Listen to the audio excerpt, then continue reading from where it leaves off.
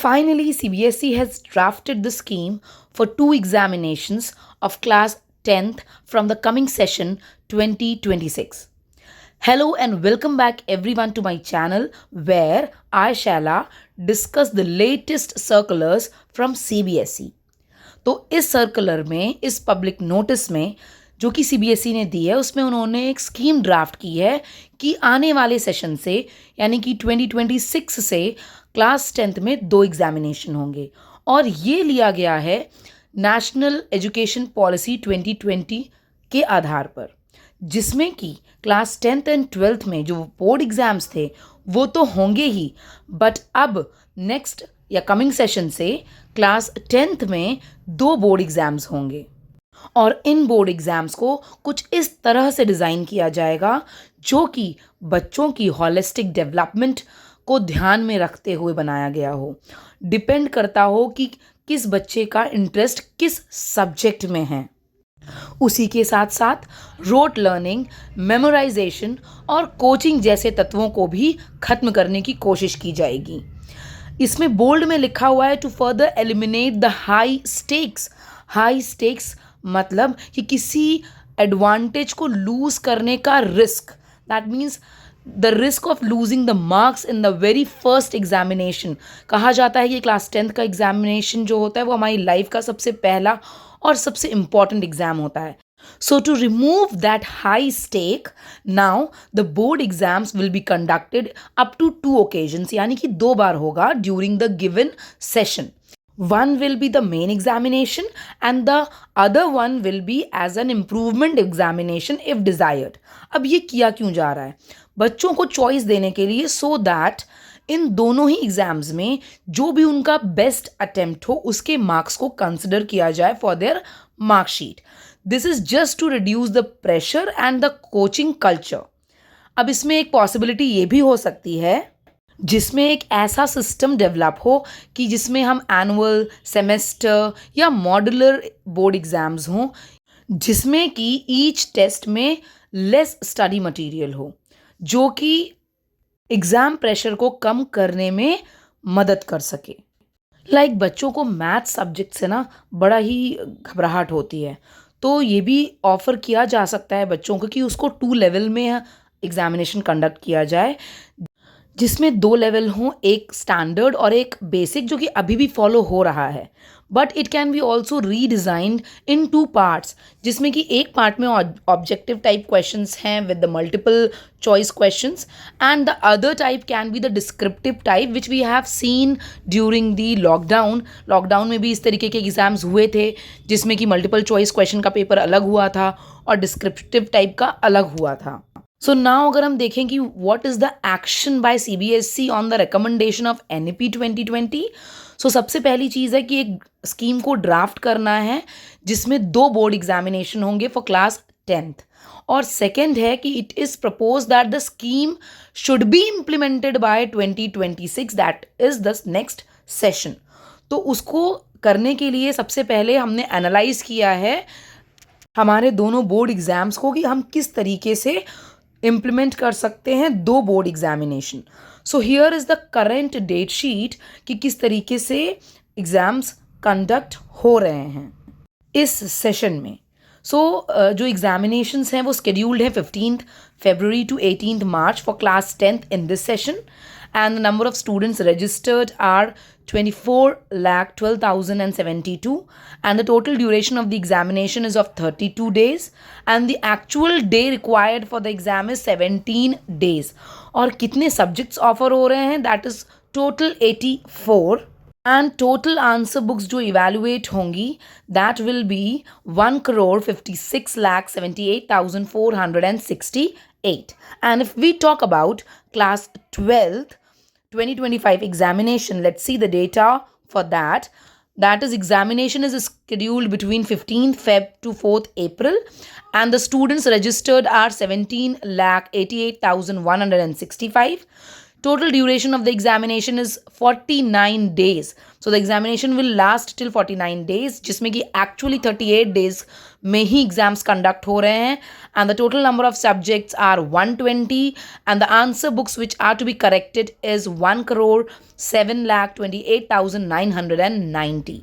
So if we see the duration of both class 10th and class 12th examination, it will last till 55 days, and it is conducted in India, all across India, and in other 26 countries abroad. So it is a global examination which is every year conducted by CBSE. Now let's see the highlights of the proposed scheme. So first point is कि जो class 10th और 12th का examination है वो first Tuesday, जो कि 15 फरवरी के बाद जो पहला ट्यूसडे होगा तभी से एग्ज़ाम स्टार्ट हो जाएंगे. एंड इट इज़ एक्सपेक्टेड, अभी तक जो आंकड़े लगाए गए हैं उसके अनुसार क्लास 10th में 2026 में, यानी कि अगले साल 26.60 lakh students will appear for the examination. और वहीं क्लास 12th में लगभग 20 लाख स्टूडेंट्स अपीयर करेंगे.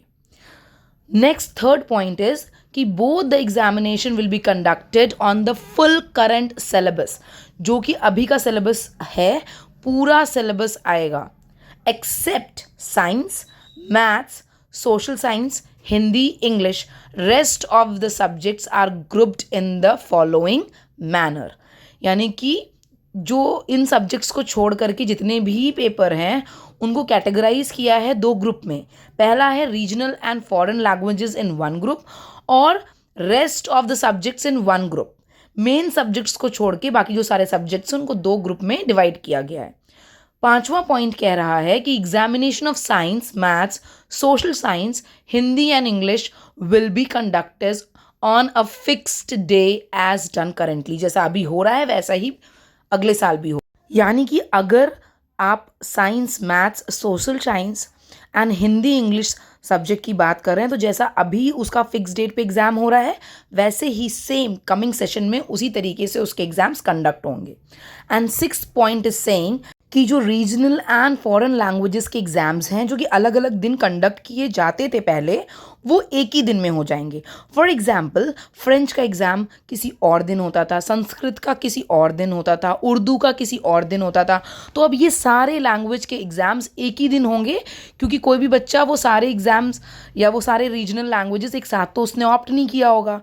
तो इस तरीके से ये सारे एग्ज़ाम्स एक ही दिन कंडक्ट हो जाएंगे.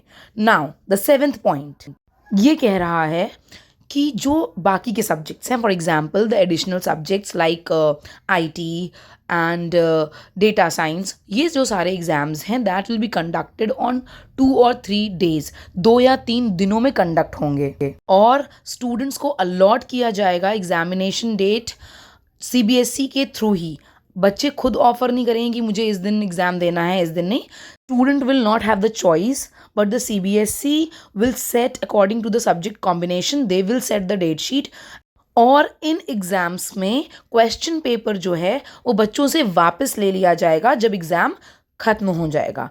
अब ये जो लिस्ट है, जो मेन सब्जेक्ट्स थे English, Hindi, science, maths, social science, उसके अलावा जो सब्जेक्ट्स फॉल हो रहे हैं regional and foreign language group में, वो जैसा कि आप देख सकते हैं वो संस्कृत है, उर्दू है, बंगाली है, तमिल है, तिब्बतन है. So the regional languages is there in this group, and the remaining subjects like elements of bookkeeping and accountancy, introduction to finance, markets, banking and insurance, marketing and sales. तो ये सारे जो remaining subjects हैं इनका जब exam होगा तो इनका क्वेश्चन पेपर वापस रख लिया जाएगा.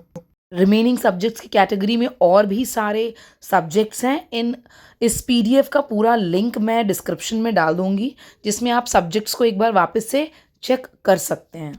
सो now coming on to the 10th point, जो स्टडी की स्कीम अभी चल रही है और एग्जामिनेशन की स्कीम चल रही है वो सेम रहेगी. और इस स्कीम में जो 11th पॉइंट है कि जो चाइल्ड विथ स्पेशल नीड्स हैं, सच कैंडिडेट्स, जिस तरीके से अभी उनका ख्याल रखा जा रहा है नेक्स्ट सेशन में भी they will be taken care of in the same way. Now the 12th point says that the sports students, they will also have to appear in 2 board examinations of class 10th। अब ये 2 board examination के अलावा कोई और separate examination उनके लिए conduct नहीं होगा। And the 13th point says the examination centers will be fixed, first examination के लिए भी और सेकेंड एग्जामिनेशन के लिए भी, और दोनों ही सेंटर सेम ही होंगे। 14th point says कि जो LOC है वो सितंबर के एंड तक कंप्लीट हो जानी चाहिए। दैट मीन्स अगर हम नेक्स्ट सेशन की बात करें 2026 की, तो उसका जो LOC है that will be completed by this year September 2025। And the 15th point says that after submission of LOC, अगर एक बार LOC सबमिट हो गई है तो फिर सब्जेक्ट में कोई भी चेंजेस नहीं होंगे। जो सब्जेक्ट्स आपने मार्क कर दिया है वही सब्जेक्ट्स आपके एग्जामिनेशन 1 में भी कंसिडर होंगे और वही सब्जेक्ट्स आपके एग्जामिनेशन 2 में भी कवर होंगे। उसके बाद कोई चेंजेस सब्जेक्ट्स में नहीं एंटरटेन किए जाएंगे। LOC जो भी है फर्स्ट एग्जामिनेशन के लिए कंपल्सरी है और सेकेंड एग्जामिनेशन के लिए it is now up to the student कि उनको सेकेंड एग्जामिनेशन देना है कि नहीं। जिन बच्चों को सेकेंड एग्जामिनेशन देना है वो LOC 1 का रजिस्ट्रेशन के टाइम पे ही उनको सेकेंड के लिए भी अपना नाम रजिस्टर कराना होगा। And in the 17th point, जब सेकेंड एग्जामिनेशन होगा then LOC will be made live immediately, and in that case जो रिजल्ट डिक्लेरेशन होगा वो ऑप्ट होगा जब सेकेंड एग्जामिनेशन कंप्लीट हो जाएगा, आपका फाइनल रिजल्ट तभी निकलेगा। All the schedules will be fixed and there will be no any deviation in the schedule। अगर जो भी एग्जामिनेशन का schedule बन गया है वो चेंज नहीं होगा। The 19th point says that the examination fee will be enhanced and collected for both examinations, यानी कि दोनों एग्जामिनेशन के टाइम पे LOC फिल होगी और दोनों के ही टाइम पे फीस लगेगी, और इस बार शायद एग्जामिनेशन फीस कुछ बढ़कर लगेगी। And once paid the examination fee will not be refunded, examination fee refund नहीं की जाएगी। 20वां पॉइंट कह रहा है कि जो फर्स्ट या second examination will also act as a supplementary examination, यानी कि अगर फर्स्ट एग्जामिनेशन आप दे रहे हैं और सेकेंड एग्जामिनेशन आप दे रहे हैं, दोनों में से कोई एक बेस्ट चुनना है आपको, जिसमें भी सबसे ज़्यादा मार्क्स आएंगे वो सेट ऑफ एग्जामिनेशन, पहला में अगर ज़्यादा मार्क्स है तो पहला सेलेक्ट होगा, दूसरे में ज़्यादा मार्क्स है तो दूसरा सेलेक्ट होगा। इस वजह से सप्लीमेंट्री एग्ज़ाम्स अब से कंडक्ट नहीं होंगे। And 21 point says that no special examination will be conducted। ये 2 ही बोर्ड एग्जाम होंगे, इसके बाद no supplementary exam, no nothing will be conducted in any circumstances। Now 22nd point says that the re-evaluation, अगर आपको scrutiny करानी है after the declaration of the result आने के बाद, तो वो उसी के अकॉर्डिंग की जाएगी कि जितना टाइम हमारे पास अवेलेबल होगा, according to the availability of the time scrutiny will be entertained. Now according to point number 23, schools को भी असेस किया जाएगा and then they will receive the letter that they will become examination centres और not. Examination centre बनने के लिए school को assess करने के बाद उन्हें लेटर प्रोवाइड किया जाएगा। नाउ 24 नंबर सेज कि कोई भी स्कूल सेल्फ सेंटर नहीं होगा। As per the policy examination centre दिया जाएगा अगर डिस्टेंस बहुत ज़्यादा है। In that case the arrangements will be made and the schools will be sponsored so that they can the nearby schools can be made as the examination center। Now the 25th point says कि जो examination की date sheet है उसमें सिर्फ और सिर्फ national gazetted holidays ही mark होंगे, और एक बार डेट शीट फाइनल होने के बाद there will be no changes in the date sheet. The next point says that the candidates will be defined the eligibility criteria and only जो उस eligibility criteria को fulfill करेंगे उन्हीं को first examination में appear होने दिया जाएगा। The second point says that is the 27th point कि कोई भी डॉक्यूमेंट, पासिंग डॉक्यूमेंट या रिपोर्ट कार्ड, ऐसा कुछ भी इशू नहीं होगा फर्स्ट एग्जामिनेशन के बाद। नाउ 28th पॉइंट सेज कि जो फर्स्ट एग्जामिनेशन का परफॉर्मेंस है that you can see on DigiLocker, क्योंकि फर्स्ट एग्जामिनेशन के बाद नहीं, सेकेंड एग्जामिनेशन कंप्लीट होने के बाद आपका रिजल्ट आएगा। सो फर्स्ट एग्जामिनेशन की performance will be there on DigiLocker which you can use to take admission in class 11th। अगर आप फर्स्ट एग्जामिनेशन में अच्छा स्कोर कर रहे हैं तो आप डिजी लॉकर में जो आपका परफॉर्मेंस है उसको यूज़ करके क्लास 11th में एडमिशन ले सकते हैं, अगर आप एग्जामिनेशन 2 में अपीयर नहीं हो रहे हो, क्योंकि एग्जामिनेशन 2 जब कंडक्ट हो जाएगा उसके बाद ही रिजल्ट आएगा, and which is point number 29। Now point number 30 is जो प्रैक्टिकल और इंटरनल असेसमेंट हैं वो एक ही बार होंगे, वो 2 बार नहीं होंगे।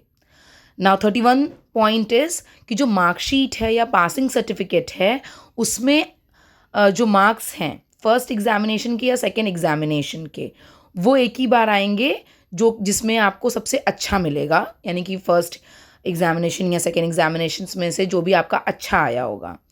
बट इंटरनल एग्जामिनेशन का जो मार्क्स हो वो तो एक ही बार मेंशन होगा, बिकॉज वो एक ही बार कंडक्ट हुआ था। नाउ पॉइंट नंबर 32, स्टूडेंट्स जो कि एग्जामिनेशन 1 क्वालिफाई नहीं कर पाए हैं उनका क्लास 11th का एडमिशन सेकेंड एग्जामिनेशन पर ही डिपेंड करता है। नाउ पॉइंट नंबर 33 इज़ कि अ मेरिट सर्टिफिकेट इशू होगा सेकेंड एग्जामिनेशन के बाद। 34th पॉइंट सेज कि जो सारे 5 एग्ज़ाम या सारे 5 सब्जेक्ट्स को क्वालिफाई करेगा उसी को पास माना जाएगा।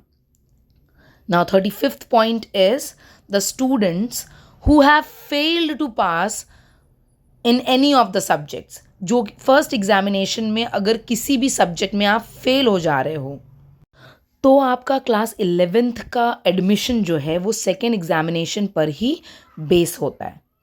Now the next point 36th point is जो सिलेबस है एग्जामिनेशन का वो ईयर ऑफ एग्जामिनेशन का ही रहेगा, यानी कि whole syllabus will come for your examination.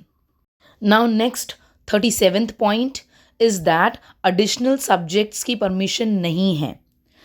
इसका मतलब क्या है कि अगर आप क्लास 10th में एग्ज़ाम पास कर चुके हो तो आप किसी एक सब्जेक्ट में अलग से एग्जामिनेशन नहीं दे सकते हो, सिर्फ 2 ही एग्ज़ाम होगा, कोई सप्लीमेंट्री कुछ नहीं हो रहा है। नाउ 38th पॉइंट इज़ कि अगर ने सेकेंड एग्जामिनेशन के लिए ऑप्ट नहीं किया है और अगर आप फर्स्ट एग्जामिनेशन में किसी सब्जेक्ट में फेल हो गए हो तो वो आप सेकेंड एग्जामिनेशन में दे सकते हो। ना point number 39 is after submission of LOC एक बार सबमिट हो गया, कोई भी सब्जेक्ट चेंज नहीं होगा, फिर आप उन्हीं सब्जेक्ट्स के लिए एग्जामिनेशन 1 में भी अपीयर होगे और उन्हीं सब्जेक्ट्स के लिए एग्जामिनेशन 2 में भी अपीयर होगे, उसके बाद कोई भी सब्जेक्ट चेंज नहीं होंगे। Now point number 40th is कि अगर स्टूडेंट जो है वो सेकेंड एग्जामिनेशन में अपीयर हुआ है और फर्स्ट में नहीं हुआ है और किसी में वो फेल हो जा रहा है तो उसके बाद वो स्टूडेंट अगले साल जो फर्स्ट एग्जामिनेशन होगा, यानी कि अगर 2026 में उसने सेकेंड एग्जामिनेशन दिया और किसी में वो फेल हो गया तो अब उस सप्लीमेंट्री एग्ज़ाम जो है वो 2027 में देगा, नेक्स्ट ईयर में, और नेक्स्ट ईयर का जो भी सिलेबस होगा वो अप्लाई करेगा उसके एग्ज़ाम के लिए। नाउ 41 पॉइंट इज़ कि अब इस पूरे ड्राफ्ट पे फीडबैक लिया जाएगा, रिव्यू किया जाएगा, after that it will be revised and then finalised, and then the final law will come for the 2 board examination of class 10th. I hope आप लोगों को ये पूरा ड्राफ्ट बहुत ही अच्छे से मैं समझा पाई हूँ, and please subscribe my channel and stay updated with the latest news of CBSE and updates on the latest circular. Thank you and have a good day.